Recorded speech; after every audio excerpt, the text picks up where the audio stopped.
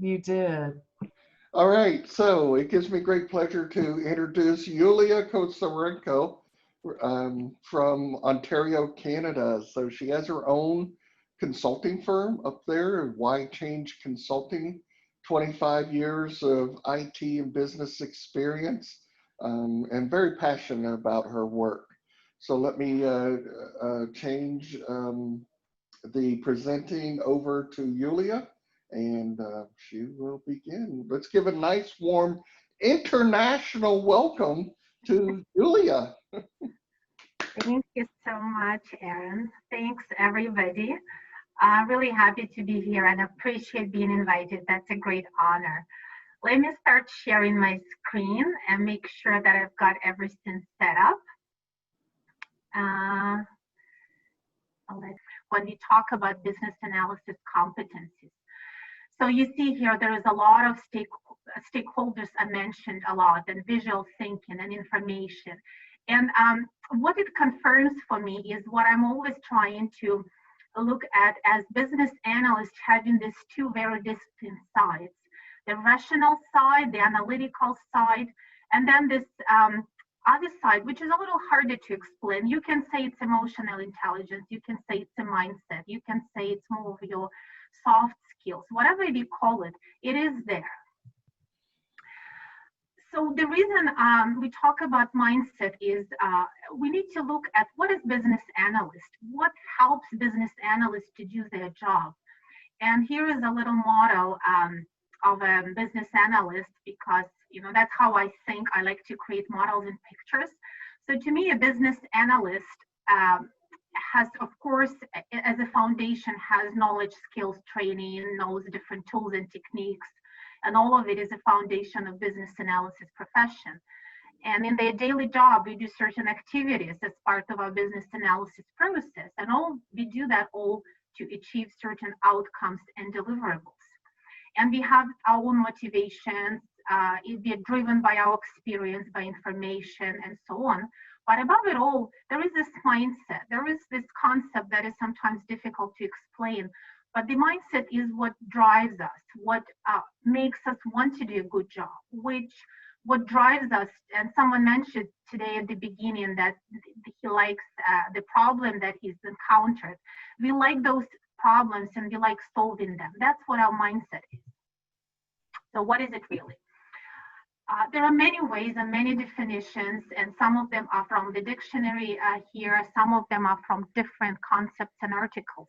A mindset is a particular way of thinking. It's your attitude or your opinions. It's your motivations. It's your beliefs and ideas and how you make choices.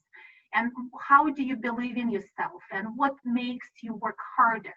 How do you grow and learn? And where do you see the opportunities to change? So a business analyst, as we talked before, has this very strong logical side, which obviously we need to do our job. It's logic and it's reason. And this is where you ask, is this logical? Or does this compute? Does it make sense? This is how you structure information when you gather requirements, how you validate the rules and look at the data and analyze the process. You look at sequencing, you look at putting things in a table to organize information, validate. Maybe you assign tags or trace requirements to business goals and to your test cases or your design features. This is all that structured and logical thinking that we all need to have to do our job. But there is another side of it, which is more about intuition and our attitude. This is where we are sensing resistance and we are trying to resolve it. This is where we feel that there's some politics and a political undercurrents that maybe impact our analysis process. This is where we see unnecessary complexity and we just feel that it needs to be simpler. It's just too complex. This is where you have resistance, or maybe you sense that people disagree with each other and you feel like you need to help them understand each other. So a lot of it is about managing people and dealing with people and having the right attitude in those challenging situations. For logic itself is not enough. So how important is to have the mindset?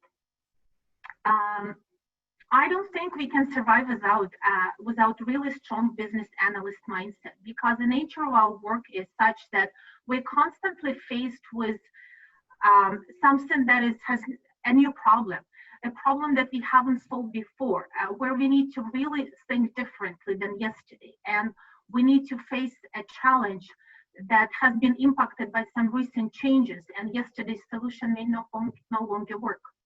So we need to look at sometimes irrational comments or irrational desires of our customers and try to understand why. We sometimes deal with hostile stakeholders, and you may be surprised because you think, well, I'm trying to help you solve your problem. Why are you against it? But there are usually reasons why. Sometimes we see changes and we almost start to take them personally because we already approved the requirements, but suddenly this change really tries to disrupt your ordered work. There are some exceptional scenarios that we may need to deal with, pressures. Sometimes the old ways of solving problems don't work anymore. So all of these different scenarios where straightforward logic doesn't always work or is not enough, this is where you really need to apply the mindset. And that's really what we will talk about today. So before I move on to actual 12 principles of mindset, I wanted to pause for a second. Kathy, just checking up with you. Are there any questions, or do you want me to pause for a minute? So far, I haven't seen any questions for you. I think everyone is just saying, right now, I'm just saying, this is excellent. I love this, so. Okay. No actual questions. Okay, so let's talk about business analyst mindset. So here is my little visual where I put these 12 principles in my book. And the way I built the book is really, I kind of was building up to what are they and why do we need to articulate these principles. And my hope is that a visual like this can just help us and remind us about what is important, because every day when we do our job, we always have to keep in mind what is most important, what is our North Star, like what is guiding us to do our job. So this is really it, and I'll talk about each of these 12 principles in a little more detail, but I just wanted to show you this visual, and I can share it with you. I'll be happy to share it, but it's really about how we do this job that nobody else can do, and why is it special. And I heard even on the call today, there are some project managers that realized they've actually doing some of business analysis. I was just chatting earlier to a client who has been managing operations of a branch of a technology company, and he is also doing some business analysis, although that's not his job title. That's because a lot of us have, even with other jobs, we have a little bit of business analyst in us because we all are solving business problems, right? So let's just talk about the first principle. And the first principle is, what is your focus and why are you doing what you're doing? And you are doing it to solve business problems. You're not doing business analysis job to document requirements. You're not doing it to create traceability matrices. At the end of the day, you need to solve business problems. So your client is not a project manager, and your client is not an architect and not an IT director. Your client is the business stakeholder that has the problem that you are solving. So whatever you do, you always need to think of your client first, and whether what you're doing is actually helping you approach the solution to that problem. So what I really wanted to convey today is always remember who your client is when you're working day to day in your activities, because sometimes we forget to see the forest behind the trees. We are so focused on these couple of trees that are in front of us and are blocking our way that we forget in which direction we were supposed to go. So when someone questions business requirements, remember who is the client, and remember that the requirements are supposed to define solution to your client's problem. When someone needs to rescope the requirements, perhaps deprioritize some of them because of resource constraints, your role is to remember the business goals or the business value or priority of requirements, and make sure that whatever changes are happening, they still try to maximize business value. when you work with a solution team or designers and you sense that the design deviates a little bit from what business was expecting, it's your role to help and adjust the course, because again, the solution is not done for the sake of the solution. The solution is not being developed just to keep developers happy because this is what they like to do. No, all of it is done to solve the client's problem. And then last point that I want to make today is sometimes your clients will be unreasonable. Sometimes they'll behave like children, to be honest, and they'll ask for something that doesn't make sense, or they'll ask something that you just know they'll regret later. If you see that your client is being unreasonable or unwise, or is asking for something that's extremely risky, at that time, they are still your client, but this is where you need to behave like a parent, and you need to tell them what you think, and you need to help them make the right decision. Now, number 2, solve the right problem. So I put this little cartoon here, and I'll pause for a second. I'm just wondering whether it rings any bells to you.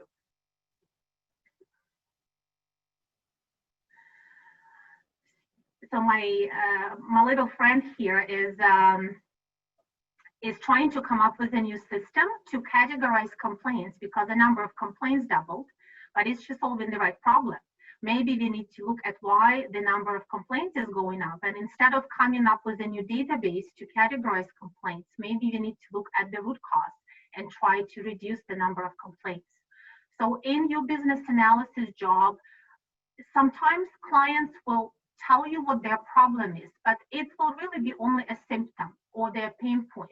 You always need to figure out what is the right problem that you need to solve. What is the root cause for these pain points that business is experiencing? And it is your job as a business analyst, again, to help your client to figure out what is the problem that they need to solve. So you cannot solve it until you're really clear what the problem is. And you need to make sure that you're looking at the root cause, not necessarily at a correlation or some symptoms.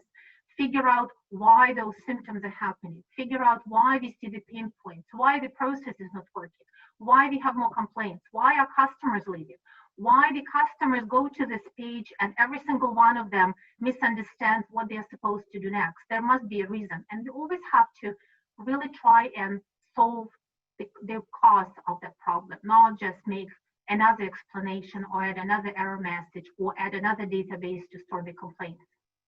So never take problems at face value. Sometimes, and especially junior analysts, and I hear from them, face this problem where they come in and they want to start doing their job, and their customer tells them, this is what I want you to do. I already know what my problem is, just go and fix it. And it's a little intimidating to, to say, well, can you explain more? But the experience, and I think many of you have experienced it, the experience shows that what one client says the problem is usually is not the whole problem. It's maybe just a part of it. They're just their part of it. So we always have to look at what the real problem is, and because otherwise it's not going to be the right solution. We as analysts should ask a lot of questions, and we need to question everything. And I have been in this situation as my analyst in the cartoon many times, where I was asking questions and I was asking for explanations, and my client would be upset with me and they say, well, don't ask any questions. I already told you what to do. And then you're wondering, do you even need a business analyst? What is my job? Is my job just to listen to you and write it down? Or is my job to ask questions? So to me, the value of what you do is not in finding answers. The value is in you asking the right questions. Asking the question that maybe nobody asked before. You ask those questions when you feel there is an ambiguity in the air, where you see something just doesn't make sense, something is off, or you get that feel that maybe someone is not telling you the whole story. You have to ask why is this happening? Why are you doing this? Until you figure out the real problem that you need to solve. You need to ask those clear questions clearly and articulately, and I know there's a whole art to asking questions, but it's just crucial for you, because this is how you gather information. This is how you understand what the real problem is. And of course, you not just ask questions, but you should be listening to the answers. And without asking many, many questions, you will never find the real problem. And again, sometimes we feel a little intimidated or a little shy, or we think, oh, hey, maybe 5 questions is enough. I shouldn't be asking anymore. That's like the tops. But if you have asked a few questions and if you're still unclear, you have to keep asking, because a question that you didn't ask is going to come back to you later, and it's going to bite you, and it's going to create a problem. And then you'll say, well, why didn't I ask it before? I should have asked. We lead and facilitate. And we do that all the time as business analysts. We have to play so many roles. And unless we take on those roles, again, the project may not go in the right direction, or your requirements analysis phase. Because analysts, not only they have those soft skills of communicator and facilitators, but they also have the analytical skills. So with their analytical part of their brain, they will sense where the gaps are, or where the problems are, or where we don't have the logical conclusion to our questions. And then with the other side, with the soft side, they'll help other people to see what they mean and to help them solution it. And sometimes maybe you'll find 2 people that disagree, and your analytical side of your brain will help them look at the data perhaps to resolve their conflict, but your soft side and your facilitative side will help them listen to each other, and instead of having an argument, have a healthy debate and actually solve the question. So this is, again, one of those super important principles where you need to constantly be managing your relationships with stakeholders. You have to be a diplomat, a parent, a therapist. You have to be leading people without even them noticing sometimes. You will have to influence them. Sometimes when you sense that someone is about to make a wrong decision, you have to be subtle about how you help them not to go in that direction. You can't always be very direct. But you need to have that empathy and those special skills that help you navigate all of those complexities of relationships, but still having in mind what the business goal is and what is that solution that you're after, solution to the real problem. And a big part of it is facilitating meetings. Because a lot of what you do happens in meetings with other people, and especially now, pretty much most of our interaction happens in virtual meetings, but facilitation is even more important. So there's just a few tips here, and I added here a link to my article if you'd like to look at it. But think about how you facilitate groups of people. Your job is to make sure that when you bring people together, you use their time efficiently, you use it for the right things. You use it to solve problems, to gather information, to compare options, to figure out which way to go. So you always need to plan your meetings, understand why is it required, what are you trying to solve, who needs to be there, how do you lead those people, what if someone is disagreeing with the rest? Don't shut them out, listen to them. Maybe they are the only person who actually will speak up about the risk that nobody else wants to mention or maybe doesn't understand. Be prepared, facilitate, help people communicate. Whatever you're recording, try to do it without slowing down, because when people are in this flow of the discussion, you want to keep that flow going. So there is a lot of subtle tools that you can use to facilitate your meetings and to lead them so that you can again get the value from those meetings. And it's a big part of a business analyst job. Kathy, do you want me to pause for a sec? Most of the questions that I'm getting are just, are we going to be able to have the slides? Because we love this so much. It's pretty much what it's been. A lot of comments about how cool this is and how valuable the information is, and and they love the way that it's being presented. So, so as I say, so far, not any questions about the content, just I want this, I want my own copy, Okay, sounds good. Well, if someone has a story to share, please chime in, because I think some of those cartoons, well, most of them are based on my own personal experience, to be honest. Maybe sometimes I elaborated a little bit, but if you have experienced a similar situation, please also share that. Because I think those little anecdotes actually are very valuable. And especially, when I speak to junior analysts that are only starting, they're also focused on their certifications and how to do a process map and how do I do data mapping. They're very focused on those hard skills. But again, I know that as you start your work, sometimes your main challenges are not that at all. Your main challenges are that your client is picky, or they don't want me to dig into their requirements, or they just tell me what they want to do and they don't listen to me. Or I got this from a different analyst, but I'm not sure whether it's right, and I would do it all differently. So sometimes our challenge is actually very different than those logical approaches that we've learned in different business analysis courses. And I think it's like a little bit like a wisdom or word of mouth stories of what really happens sometimes to us. I think they're very valuable. And I wasn't joking when I mentioned before that someone didn't want me to ask questions. I actually had a story happen to me where the client that I was supposed to work for as a business analyst told my boss, tell her to stop analyzing our requirements. We know what our requirements are, just get it done. And those weren't real requirements. That was one of those solutions that the client conceived and wasn't going to work. But they weren't happy about me questioning anything. So these things happen, right? It's real life. So here is just another story. You will be documenting the requirements that I will give you. And we sometimes see business stakeholders treating business analysts as scribes. Write it down, like it's like you're a secretary, but you're not going to be doing your job. You cannot just write requirements. You have to do analysis first. So really, what I'm separating analysis from synthesis. To me, it's two different things.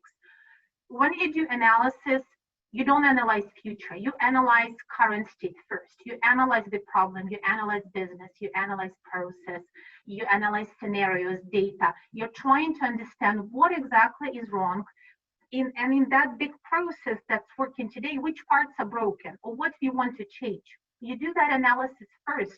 Only then you can talk about requirements, because requirements really are a description of the future state or what you want to have, the description of the solution. And I don't mean the design, but this vision of how you want this to work in future. That's what requirements describe. You cannot just start with requirements.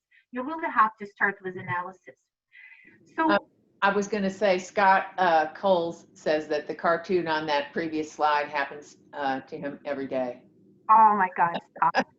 Maybe if you share the cartoon now, maybe it will help you a little bit. Use a little bit of humor.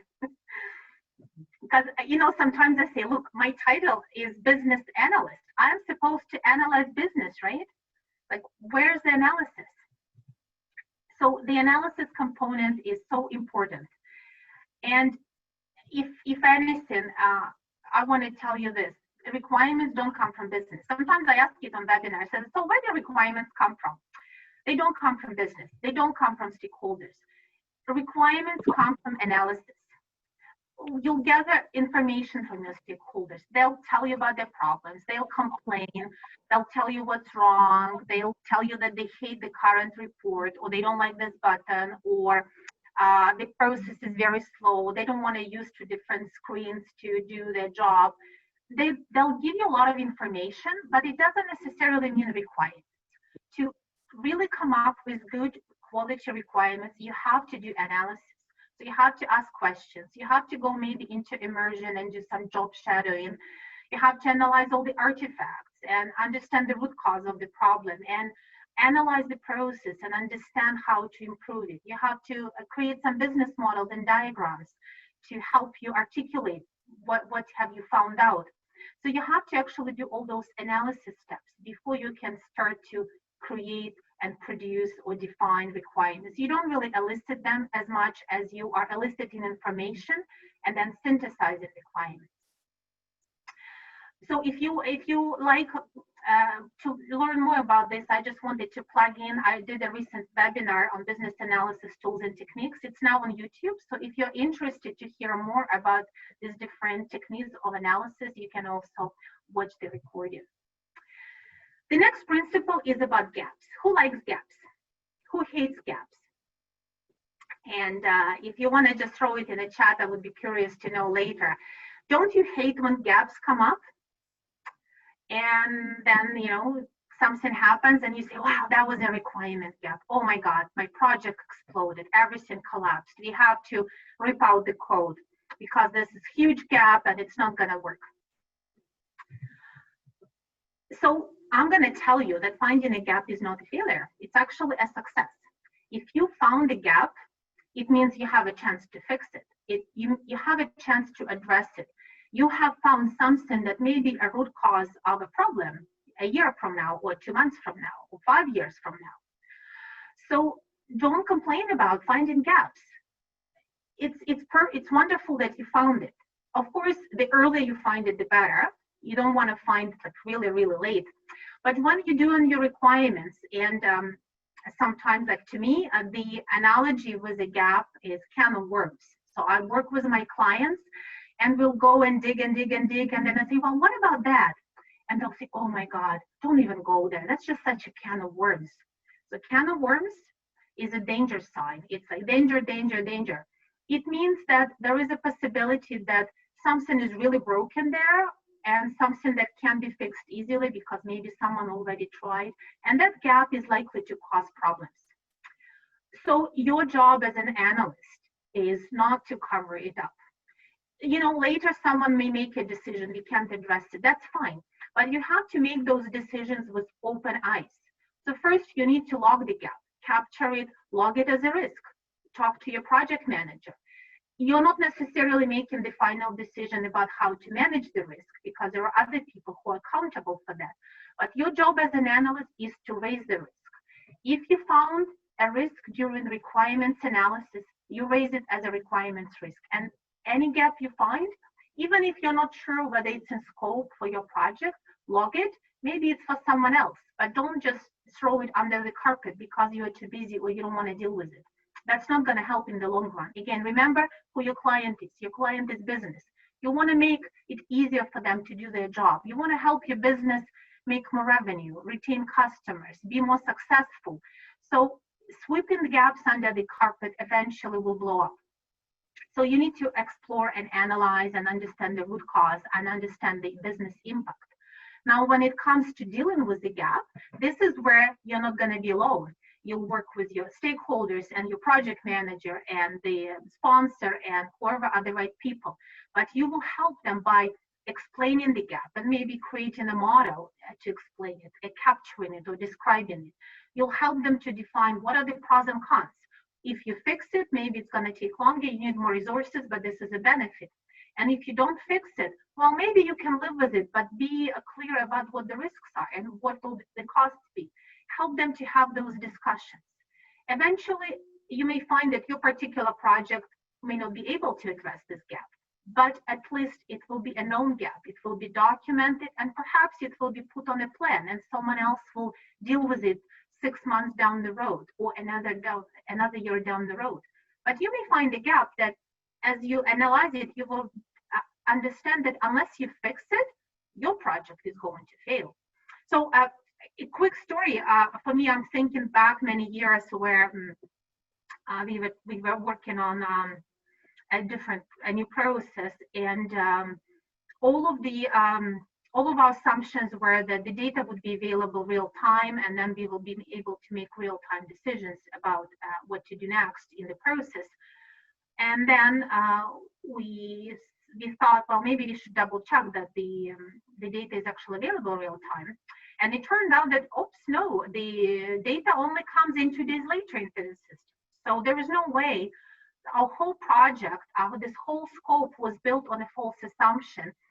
And it was a huge gap. And it basically meant that either we cannot do what the business is asking, or we have to look for another data source. So in our project, for example, we ended up finding a different data source, a completely different source that wasn't even used before, but it existed. And that was real time. And eventually we were able to do it. But this is an example of where sometimes it will be just such a huge aha moment.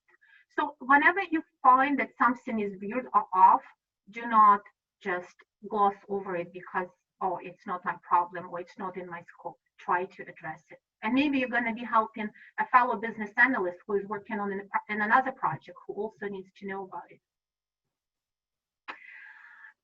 Simplify. So anyone has seen those huge process flows that go on a big wall and wrap around two walls sometimes and have 20 swim lanes, and they'll have so many boxes that nobody can figure out how the process works anymore. So our businesses tend to become very complex, and many companies will have multiple systems, legacy systems, and new, and different sponsors will come in, and each one of them will have their own pet project and add another system or add another activity. And over time, the business becomes less efficient. It's like the entropy, like the laws of thermodynamics. Unless we constantly monitor our processes and refine them and recalibrate them, they will become less efficient. That's just how it happens. So when we need to optimize, when we need to automate the process, we actually need to look at whether it can be simplified. If we look at certain, for example, user interface requirements, are we really making them as simple as possible for our customers? If we are creating new communication, is that communication as clear and as simple as it could be, or are we using too many words?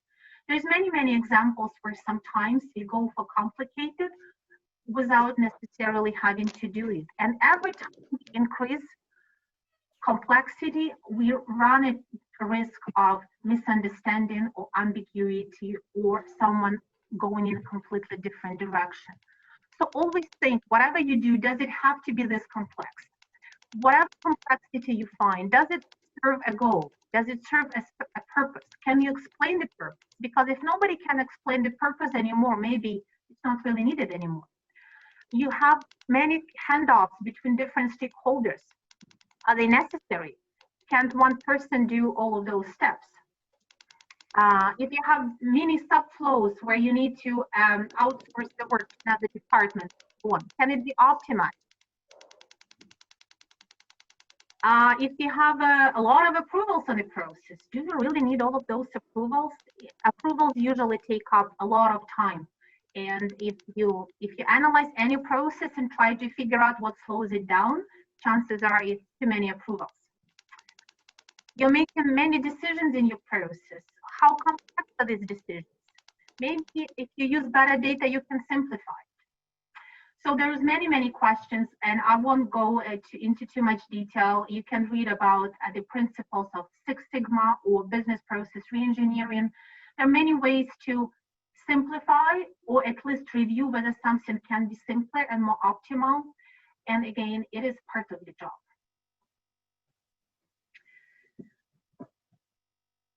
When we analyze requirements as analysts, sometimes we treat it as our own property. I have this wonderful, beautiful document. I'm gonna make it perfect before I show it to anyone, because I don't want to show my incomplete results. I want to proofread it. I want to use all the beautiful styles and colors, and I make my diagrams perfect, and then I'll show it to them. And we will have a 3-day walkthrough, and we will have a party, and everybody's going to be happy. And then you get to the walkthrough, and there is a grand reveal with curtains of your business requirements document or the backlog. And suddenly your stakeholders don't even recognize their requirements. They say, no, that's not what we meant. That's not what we said. Are these really our requirements? So this is just so critical. And I think a lot of analysts have a problem with it because they may be a little bit of perfectionists. Unless you keep sharing your requirements all the time, unless you really aim to have shared understanding of requirements, you will not be successful. Because when you create a business requirements document, it's not just important that you got it right. Are other people also agreeing with you? The whole team has the same understanding of requirements? Because everyone else may have their different interpretation. How do you know that you got it? Sometimes you think your requirements are so clear, so articulate, and then the developer goes ahead and does something different. And you say, how can you misinterpret it? But another person read it and they had different set of assumptions, they had different background knowledge, and they totally misunderstood what you meant. Or they understood it perfectly fine, but it's not what you had in mind. So we really need to look at not just the quality of requirements, not just how confident you are, but we always need to look at whether everybody else has the same understanding, and whether your testers, your designers, and of course your stakeholders, whether everyone understands it the same way.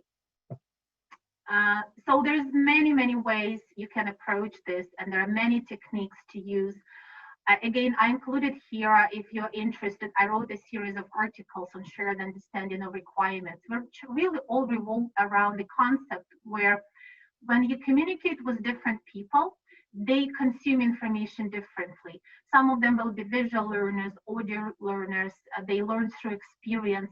Some of them understand things better when they read it on their own. Some like to discuss it, some would like models.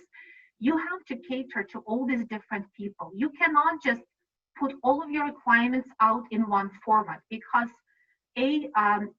someone may find it very hard, for example, to read a long document, and another person will find it hard to look at just the diagrams. But B, if you don't have the different formats for requirements, then you lose a chance to validate them. Because as you write something in text, for example, or in a structure of your user stories over here, and then you create a user story map, or you create a process flow, this is another way for you to validate whether you didn't miss anything here. Because maybe your requirements look rich, but as you build out a diagram, you realize that there is a box in the diagram that is totally missed. So you really have to look at all the different ways in which to articulate requirements and share it with everybody, so that you achieve this shared understanding. That's like nirvana of business analysis, that everyone has the same understanding. So you have to share all the time. Don't wait until the end. You refine and review and repeat and look at it again, and you revalidate and you go back and update. You structure requirements. You give it such a structure that it's easy for everybody to see where this is going. It could be your map, it could be a tree structure, it could be a contest model, whatever you choose. Give those requirements a structure, because again, it helps you understand it. Use a variety of techniques. Don't just go with text and process flows. You have so many ways to do it. Maybe you want to do a scenario matrix, or maybe if you have a lot of business rules, do a business rules map or decision tree. Do different types of models. Maybe you want to do a use case diagram at the beginning, or maybe you would like to do a state flow diagram where you have, for example, a customer who goes through a life cycle. There's many ways to do it, and the more artifacts and the more tools you're able to produce, the more you have at your fingertips, the easier it would be for you to get to this shared understanding. If you have any of your own ideas or your own tricks, how you achieve shared understanding, if you don't mind dropping that in the chat and share it with everybody else, that would be great. There's a discussion going on about it right now. And they really like the review, refine, and repeat, and not keeping things a secret. Yes, it's amazing how sometimes it sounds such a common sense, and then you keep seeing it again and again when someone says, "Oh, requirements are not ready for sharing yet. I'm not going to show them to you. You will see them in 2 weeks." I'm like, come on, show them to me now. I want to see it. Maybe I'll see something I missed. And that's my favorite. If I'm, for example, if now I'm playing a role of stakeholders, if I come to your meetings as an analyst and I give you my time and I tell you about my problems and I send you all this information, I don't want to see it in 1 month. I want to see it sooner. I want to see the feedback. I want to make sure that you're understanding me, that you're getting it, that you're extracting the right pieces from it. And I'll help you validate it. If you only showing me something after 2 months, maybe I'm no longer interested because I kind of give up on you. So don't keep it a secret. Put a wiki out, or Confluence, or some kind of shared pages, or even SharePoint. Let it be draft. Make sure everybody understands it's a draft. And somebody will find your spelling mistake. Who cares? You want them to be part of your team. You don't want just to do it alone and then have this group of people walk through your requirements for 2 days. That's never works. Those huge requirement walkthroughs without prior validation, they just don't work. So really create this as a team effort and make it very visible, very accessible, no passwords, no waiting until you're done, just share all the time, because that will make it so much more efficient. Well, let's talk about the next one, changes. Business analyst is very excited about changes first, because that's why we have jobs, right? If businesses never needed to change, we would never need a job. We could never earn any money, because, well, why would you need a business analyst then? But then say we come in and we get those requirements out, we produce a beautiful requirements document or the backlog and it's approved, and then you don't like changes anymore suddenly, because you say, no, it's signed off. You said that's what you wanted, no more changes. So that's very unrealistic, and we all know it. Businesses change all the time. We have new customers, competition, and now, especially now, we all know how quickly things change. And with the pandemic and with the last 3 months, we know all of this prior experience just isn't useful anymore, because things are changing so fast. So unless a business analyst is not ready to accept the changes, you're not going to be really helpful to your business, because business doesn't stop when you freeze the requirements. Business keeps changing and keeps developing. And sometimes events happen that may need to change the course of your project, or you may need to reprioritize. So you really need to be accepting, and you need to help your client to manage those changes effectively. Think always of that long-term value for business. If making this change now will make it a little bit harder on us, but it really is the right thing for business, or maybe it is then something that should be done. So accept that it's a reality and assess the changes. Assess them just like any requirement. And this is one of the agile philosophies, right? That every time you're going through a sprint, you may be refining anything that's down there in your backlog, because you accept the changes that are happening. Look at the value, look at the inputs, understand what are those requirements for those changes, understand what the options are, and based on where the work is and what state the solution is in, how easy or how hard it is to add the change, because sometimes those changes end up being pretty major, right? And help your clients to make the right decisions, informed decisions. It shouldn't be emotional, or it shouldn't be rigid, like, okay, once this is signed off, that's it, no more money. Help them make the right decisions based on the right information and based on the right rationale. What's the logic? What will we gain? What we will lose? That's a big part of business analysis. So really help your clients to manage those changes so that there is no disasters, there is no showstoppers. It just becomes normal part of doing business. And after you've done your requirements, and I know I keep saying your requirements, but I really shouldn't be saying that. It's not your requirements, it's your client's requirements. But as you are completing business requirements analysis, or you are getting your backlog in a nice shape, or your stories for the next few sprints are groomed, you are still part of the solution. You are not just handing your requirements off to somebody else. You have to work with the teams to help make that solution happen. So in my little cartoon here, maybe the analyst did some great job on requirements, but she didn't realize that she still has a job to do after the requirements are signed off, because client doesn't want requirements, doesn't care about requirements. The client cares about implemented solution that solves their problem.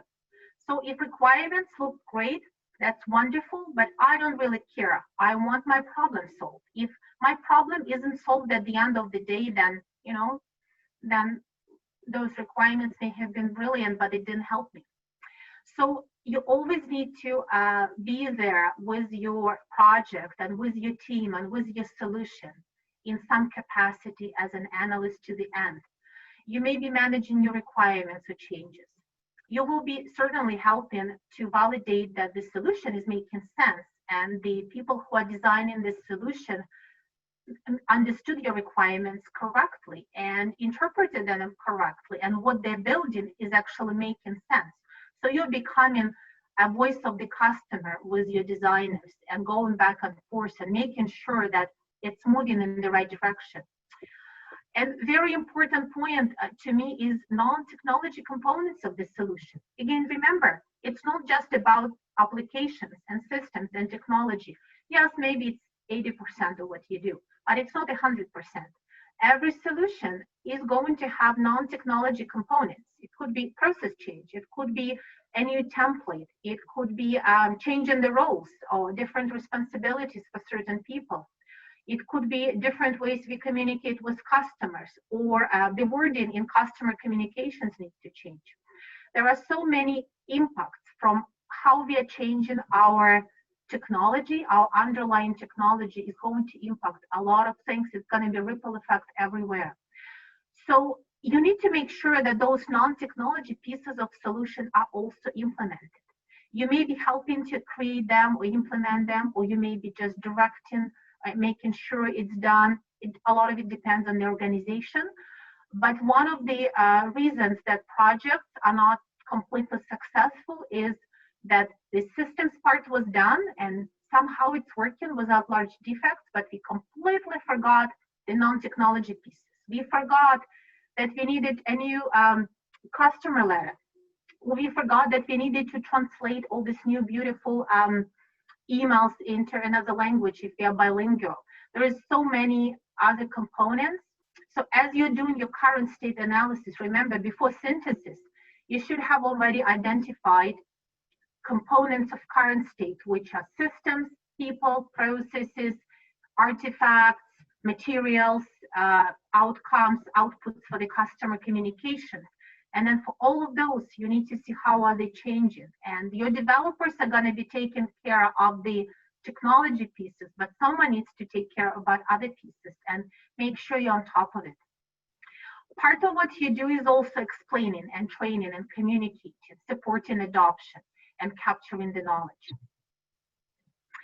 We've talked about this already today when we started to talk about mindset, but again, I just want to reiterate, you always deal with humans, and humans are not always rational, they're not always logical, they may be feeling emotional, they may be upset, they may be unreasonable, and you just have to accept it because you always work with people and you solve problems that are created by people and you create solutions that will be used by people. So always have to keep people component in mind. You need to pay attention to their hidden motives and you need to listen to them, negotiate with them, consider different options. Sometimes you just need to be patient with them and explain to them 5 times until they really understand it, make them comfortable with the solution so that they actually accept it. You'll have those frank conversations and you'll be listening to their problems and you may be in the middle of a conflict. You will be dealing with humans all the time, but guess what? Again, that's why you have a job. If people didn't create problems, then you wouldn't have anything to do. And last but not the least, and a very important principle in BA mindset, or really in any person's mindset, and if someone read a book by Carol Dweck, Mindset, that's what she calls growth mindset. This desire to learn and adapt and change your behavior or learn something new so that you can grow is crucial and crucial and crucial for you as a business analyst. When someone is telling you, okay, here is what you need to do, you don't just do it. You want to understand why. You want to learn. You want to understand how does this business function? Why is it that this is a problem? How come they're not doing it differently? So you always need to learn and you need to understand what's happening. But this is also the beauty of the job. This is why it will always be fun and it will always be different. And every project will be different than the one before. So as you are growing in your career, you will learn new industries, you will be learning about different domains, you may be learning in depth about certain technologies or platforms, you may be going into fields like statistics, for example, or data science, or more into technology or non-functional domain, for example, user experience. You may start learning about business architecture, perhaps that's something that you're interested in. You will have a lot of chances to learn, take them, because again, this is part of what makes this job exciting. And if you like that, then you'll have fun your whole professional life. So The final thought before we go to the final piece to questions is you can learn a lot of skills and a lot of techniques. And I put here, those are clickable links for you when you get the deck. There's so many books and blogs and websites where you can learn the knowledge. But you also need to develop your mindset with experience. As you focus on what is important to you in your job and to your client, as you practice facilitating and you practice leading people and you learn from those mistakes that of course we all make, you will be growing that mindset. You will be taking pride in helping your clients succeed, in seeing how the solutions to their problems are actually implemented. And if they're working great, you'll feel happy. And all of that is part of how you build your mindset. You have to, and I know it's easier with experience, but sometimes when you see that someone is going into the wrong direction or doing something that you believe is not right, you have to stand up. And with that experience, you get more brave and more confident to actually speak up and be maybe that one person in the room who speaks up and says, hey, that doesn't make sense. Or wait a minute, let's just consider it. Because sometimes it only takes one person to help the group not to all go in that direction that is not the right direction to go. So as you go about and as you do your daily job, just keep it in mind. Think about what's important. Think what's the end goal. Where are you going? You want to help businesses solve problems, use their resources wisely, and become successful. That's really what business analysis is about. So I left here some information about me. You can read it later if you like. If you're interested in more, here is a link to my book and my blog, and also some of the videos on the YouTube channel, the podcast that I've done for BA Academy. And really, I want to stop here, see if you have any questions, and thank everybody for your time. I hope it was well spent. I hope you learned something today that you didn't know, or perhaps you just heard reaffirmation of things that you always believed in, and it's just good to feel that someone else thinks this way.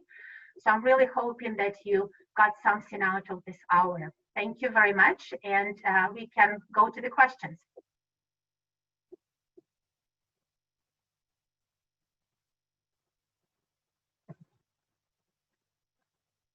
Kathy?